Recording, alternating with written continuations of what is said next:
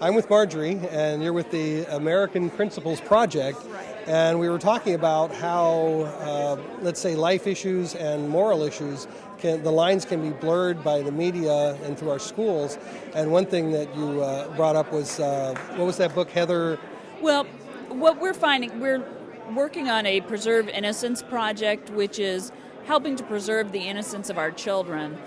And we found at least one school system that's talking about basically teaching second graders, I believe it is, homosexual sex acts. So it's beyond the book, Heather Has Two Mommies, but here's what Heather's two mommies do. And we're finding there are a lot of instances of this, or elementary school kids being taught, here's all kinds of different sex things. And they're not letting the parents know, here's what's being taught. We've seen some instances where a school system has said specifically, don't tell your parents. Don't tell your parents, and teachers don't tell the parents what's going on. That's wrong. I think we think parents need to know about this. So what we're planning to do is do a lot of research and find a lot of these things and bring it to the attention of both Congress and the community. Because the problem is, if people don't know about something, they can't let their legislators, their school board, or whomever know, hey, I don't approve of this. So we're trying to bring everything to light. And we're going to be monitoring a lot of the new regulations coming out of Department of Education, Department of Health and Human Services, other instances, because they have a lot more control over what goes on in our schools than you would think. Now, what about parents in general? They probably believe that if there were anything radical taught in the schools, they would be informed, and you're saying that they're not notified. We look at sex education, condoms, birth control, abortion. Aren't parents notified about these situations? You would think so. I know back when I was first learning about this in elementary school, they did keep the parents informed. They didn't go into graphic details. It was done late elementary school, and it was done more as a biology, biology/health.